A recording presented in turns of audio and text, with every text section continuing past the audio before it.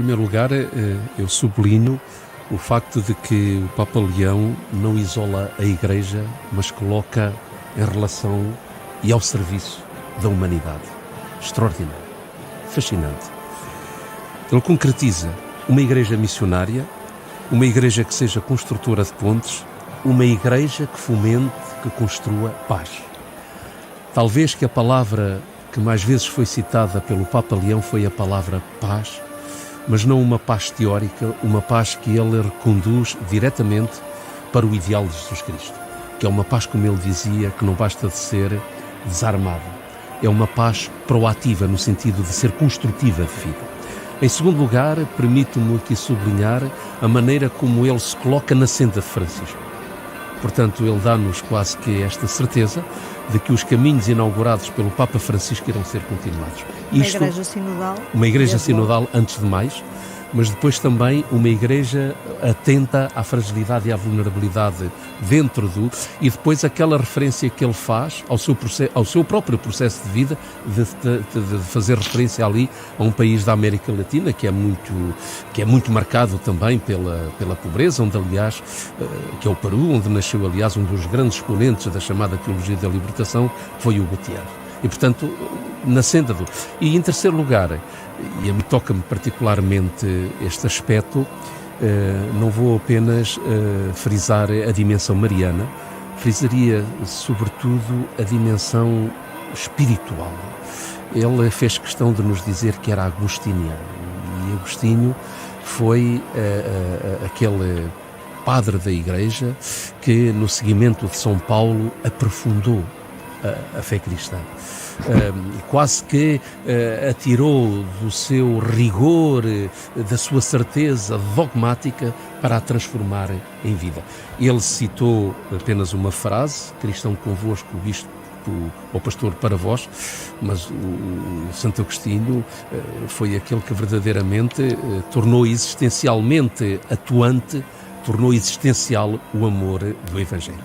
Portanto, estes são os três, e depois dentro disto surge também a figura de Maria, a figura mariana, que vem sempre numa perspectiva pastoral e espiritual dos sucessivos pontífices, desde Paulo VI, mas sem esquecer os que vêm para trás, depois com uma acentuação muito forte de São João Paulo II e, enfim, o Papa Francisco, que inclusivamente fez questão de ser sepultado junto à imagem de Nossa Senhora na Santa Maria Maior.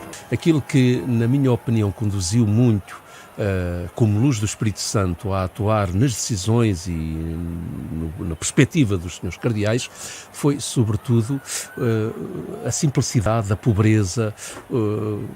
Ele, por exemplo, o ano passado, recordo-me que quando ele, na aula sinodal, falou do papel e da missão dos bispos, era no sentido dos bispos serem servos, serem aqueles pastores que trazem em si o cheiro das ovelhas, não pequenos príncipes sentados em tronos, e portanto isso é o que norteia realmente os critérios da Igreja na pessoa dos senhores cardeais para eleger um pontífice. Agora, que a partir daí todas as leituras sejam possíveis, acho que sim, acho que se vai prestar muito... Mas podemos fazer a pergunta ao contrário também. Se o facto de ser agora nomeado nesta ocasião um Papa dos Estados Unidos também não pode ser encarado como uma forma de contrabalançar aquilo a que estamos a assistir para mim é uma fonte de no esperança. governo americano. Para mim é uma fonte de esperança, sobretudo porque os Estados Unidos, quer queiramos, quer não, têm um impacto e uma influência global que a ninguém deixa indiferente, do Ocidente ao Oriente. E era importante que uma voz da América fosse da qualidade, fosse do timbre do Papa Leão. Leão XIV, já agora, é um nome que nos remete exatamente para quê, na sua interpretação? Bem, não é para um clube de futebol português, certamente, que tem no Leão um símbolo.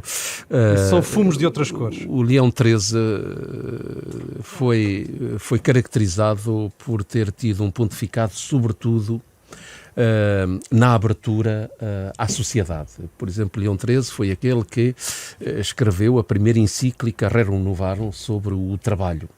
Foi um homem que se abriu aos problemas dos trabalhadores, dos operários, nomeadamente da indústria.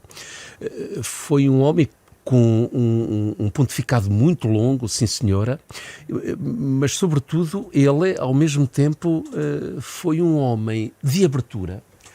E esta é a marca por excelência dele, e nesta abertura que ele conduziu e protagonizou e levou a Igreja, realmente ele foi capaz de atrair à Igreja novamente o mundo do trabalho. Sobretudo ele tinha uma preocupação, era que no âmbito da Igreja não houvesse ninguém que se sentisse excluído. Isto é importante. Isto remete-nos para aquele refrão do Papa Francisco, uma vez mais, o todos, todos, todos, que o Papa Francisco elaborou da que forma que elaborou, e foi aqui em Lisboa, e, no entanto, o Papa Leão XIII foi um pioneiro exatamente nessa dinâmica. Por isso, ele, da mesma forma que escreveu uma encíclica sobre o mundo do trabalho, ele escreveu tantos outros textos, inclusivamente dos novos meios científicos que então estavam a surgir, ele a tudo acolheu, como dizer, com simpatia, com hospitalidade, com o sentido de que tudo, no fundo, pode servir para a redenção do ser humano. E nesse aspecto, para nós é um bom indício este nome que o Papa Leão XIV escolheu para si. Esta coincidência dos 80 anos da Declaração da Paz, como fim da Segunda Guerra Mundial, vem ao encontro daquilo que o Papa Bento XIV, que o Papa Leão XIV trouxe quando ele se referia exatamente àquela permanência da paz. E recordo que a paz de há 80 anos foi uma paz não só entre duas nações, entre duas partes beligerantes, mas foi uma paz mundial. Foi nesse sentido que o novo pontífice também falou.